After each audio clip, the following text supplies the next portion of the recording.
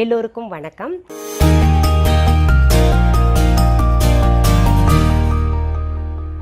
இன்னைக்கு நம்ம இந்த பதிவில் பார்க்க போகிறது சரஸ்வதி கவச்சத்தை பற்றி. கந்தர் சஷ்டி கவசம் கேட்டிருக்கோம், ஆனால் இந்த சரஸ்வதி கவச்சம் அப்படின்னா என்ன அப்படின்றது புதுசாக கேட்குறவங்களுக்கு தெரியாமல் இருக்கும். ஆனால் இதை பயன்படுத்தியிருக்காங்க நம்ம viha.online வாங்கி பயன்படுத்தி அதனால் பல நன்மைகள் ஏற்பட்டவங்க. அதை பற்றி கொஞ்சம் எல்லாருக்குமே சொல்லுங்கள், நாங்கள் அடைஞ்ச நன்மை எல்லாருமே கொஞ்சம் தெரிஞ்சுக்கிட்டுமே அப்படின்னு சொல்லிட்டு கேட்டுக்கிட்டதுனால இன்றைக்கி சரஸ்வதி கவச்சத்தை பற்றி பார்க்க போகிறோம். பொதுவாகவே சரஸ்வதின்னு சொன்னாலே நமக்கு இந்த கலைகளையும் படிப்பையும் அள்ளித்தரக்கூடியவர் அப்படின்னு சொல்லிட்டு பெயர்லேயே தெரிஞ்சிடும். உலக பொதுமறையை எழுதிய திருவள்ளுவர் எத்தனையோ விஷயங்களை சொல்லியிருக்காரு. ஆனால் 2 செல்வம் பார்த்திங்கன்னா உலகத்திலேயே மிகவும் உன்னதமானது அப்படின்னு சொல்லியிருக்காரு. அதில் ஒன்று குழந்தை செல்வம், இன்னொன்று பார்த்திங்கன்னா இந்த கல்வி செல்வம். இப்போது நம்ம குழந்தைங்களுக்கு நிறைய கோடியாக பணம் அவங்க பேரில் டெபாசிட் பண்ணிக்கிட்டு இல்லை நிறைய சொத்து பத்துகள் அங்கங்கே வாங்கி போடுறோன்னு வைங்களேன், புத்திசாலி குழந்தைங்களாக இருந்தாங்கன்னா 1க்கு 10 மடங்காக பெருக்கி காமிப்பாங்க. அப்படி இல்லைன்னு வைங்களேன், எத்தனை கொடுத்தாலும் அதான் பெற்றவங்க நிறைய கோடியாக சம்பாரித்து கொடுத்துட்டு போயிருப்பாங்க, அதை வச்சு பிழைக்க தெரியாமல் நிறைய லாஸ் பண்ணியிருப்பாங்க. அப்போ பார்த்திங்கன்னா அவங்களுக்கு ஒரு கோடீஸ்வரனாக வாழ்ந்த அடையாளமே இல்லாமல் காலப்போக்கில் போயிடும். இப்படியெல்லாம் இருக்குது. ஆனால் பெற்றவர்கள் குழந்தைகளுக்கு கல்வி செல்வத்தை கொடுத்துட்டோன்னு வைங்களேன், அந்த குழந்தை நம்ம இருந்தாலும் இல்லைன்னாலும் இல்லை உலகத்தில் எந்த மூலையில் இருந்தாலும் தான் கற்ற கல்வியினால் பார்த்திங்கன்னா நிறைய பெருமைகளையும் அப்புறம் நிறைய பொருள்களையும் ஈட்டுவாங்க. இதே போல் தான் நம்ம எத்தனை கலைகளை கற்றுக்குறோமோ அந்த கலைகள் ஏதோ ஒரு காலகட்டத்தில் நமக்கு உதவிகரமாக இருக்கும். ஆனால் இப்போ பார்த்திங்கன்னா கலைஞர்கள் நிறைய நாளுக்கு நாள் பெருகிட்டே இருக்காங்க. சின்ன குழந்தை கூட ரொம்ப அழகாக பாட ஆரம்பிச்சிட்டாங்க. அதனால் கலைத்துறையில் மட்டுமே ஸ்பெஷலைஸ்டு ஆகிட்டு விட்டுறலான்ற ஒரு எண்ணம் இருக்கக்கூடாது. கலைத்துறையும் இருக்கணும், அதே சமயத்தில் பார்த்திங்கன்னா கல்வி நல்ல ஒரு டிகிரி படித்து தான் விரும்பிய வேலைக்கு போய் சம்பாதிக்கணும், அதுவும் இருக்கணும். கலையையும் கல்வியையும் தரக்கூடியவள் சரஸ்வதி தேவி. அந்த சரஸ்வதி தேவிக்கு உரிய ருத்ராட்சம் பார்த்திங்கன்னா 13 முகம் கொண்ட ருத்ராட்சம். இப்போது இந்த 13 முகம் கொண்ட ருத்ராட்சத்தை தனியாக வாங்கினோன்னா ரொம்ப விலை அதிகமாக இருக்கும். அதனால் பார்த்திங்கன்னா நம்ம viha.online 13 முகம் கொண்ட ருத்ராட்சம் போட்டிருக்கோம் கம்மி விலையில். எப்படின்னா 5 முக ருத்ராட்சம் 2 பக்கம், அப்புறம் 3 முக ருத்ராட்சம் பார்த்திங்கன்னா நடுவில் வச்சுட்டு ஒரு சரஸ்வதி கவச்சத்தை செஞ்சுருக்கோம். இதில் இன்னொரு சிறப்பான விஷயம் என்னன்னு பார்த்திங்கன்னா, நேரடியாக 13 முகங்கள் அவ்வளவு விலை கொடுத்து வாங்கி போடுறோம் இல்லையா, அதை காட்டிலும் இப்படி தனித்தனியாக போடுவதனால நமக்கு கல்வி நல்லா வரும்னு சொல்லிட்டு ஒரு ஐதீகமாக கொல்லப்பட்டு வந்திருக்கு. இப்போ ருத்ராட்சம் பற்றி படித்தோன்னா அதில் செய்திகள் நிறையா சொல்லப்பட்டிருக்கு, அதிலிருந்து கிடைச்ச செய்தி இது.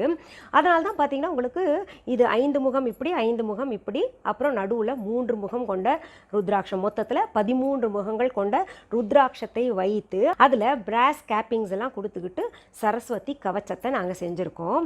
அந்த சரஸ்வதி கவச்சத்தை யாரெல்லாம் அணியலாம் அப்படின்னு பார்த்தீங்கன்னா, படிக்கிற குழந்தைங்க எல்லாருமே அணியலாம். இப்போ இந்த ஞானம்ன்றது பார்த்திங்கன்னா எல்லாருக்குமே தேவை. சிறு குழந்தை முதல் வயதானவர்கள் வரைக்குமே அந்தந்த வயதிற்கு ஏற்ற ஞானம் கிடைக்கணும் கட்டாயம்.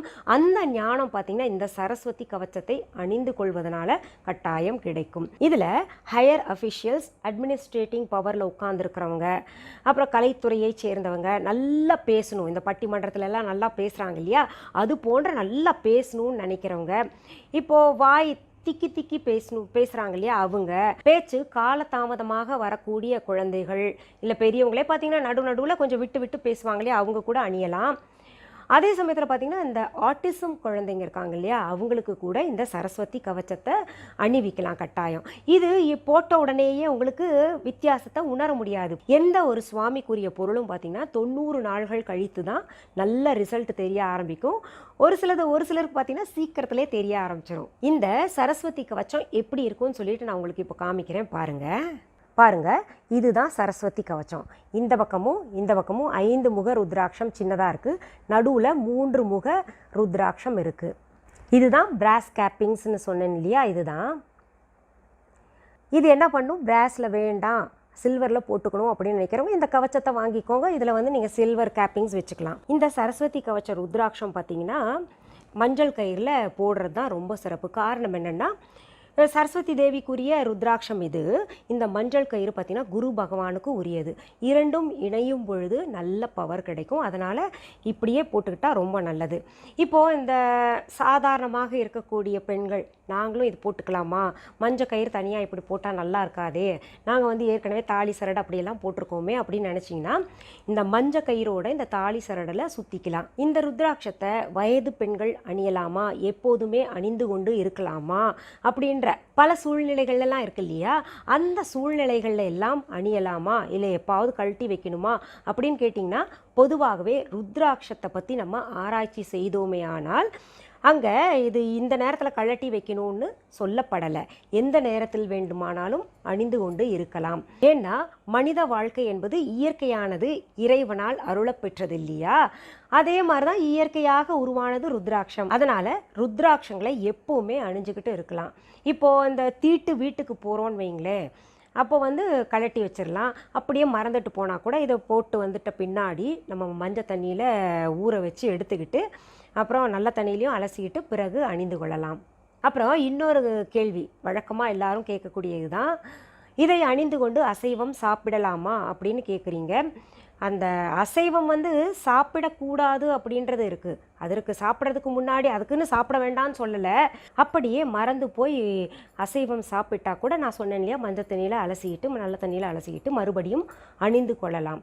இன்னொன்று, ருத்ராட்சத்தை பற்றி ஆராய்ச்சி செய்யும் பொழுது அதில் சொல்லப்பட்ட செய்தி என்னன்னு பார்த்தீங்கன்னா, இப்போது நான்வெஜ் சாப்பிட்றாங்கன்னு வைங்களேன், இந்த ருத்ராட்சத்தை அணிந்து கொண்டவர்கள் காலப்போக்கில் அந்த நான்வெஜ் வேண்டாம் அப்படின்னு சொல்லிட்டு அவங்களாவே விட்டுருவாங்க அப்படின்ற ஒரு செய்தி சொல்லப்பட்டிருக்கு. அப்புறம் இந்த சரஸ்வதி கவச்சத்தை அணிந்து கொள்வதற்கு முன்னாடி ஏதாவது பூஜைகள் செய்யணுமா அப்படின்னு நீங்கள் கேட்டிங்கன்னா, ஒன்றும் இல்லை, நான் வழக்கம் போல் சொல்லுவேன் இல்லையா, தீபம் ஏற்றி நம்ம அதற்குரிய மந்திரம் ஒன்று இருக்குது. ரொம்ப சிம்பிள் தான். ஓம் ஏம் மகா சரஸ்வத்யை நமக, ஓம் ஏம் மகா சரஸ்வத்யை நமக. இது மூல மந்திரம். இது 108 முறை மட்டும் சொல்லிக்கிட்டு அதை அணிந்து கொள்ளலாம். இதை தினமுமே சொல்லலாம் அப்படின்னு நினைக்கக்கூடிய ஸ்டூடெண்ட்ஸ், அதாவது படிக்கிற குழந்தைங்க யாராவது இருந்தீங்கன்னா, நம்ம சும்மா இருக்கும்போது கூட அதை சொல்லிக்கிட்டே இருக்கலாம். வேலை செய்யும் பொழுது இல்லை ட்ராவல் பண்ணும்போது, பள்ளிக்கு போகும்போதெல்லாம் சொல்லிக்கலாம்.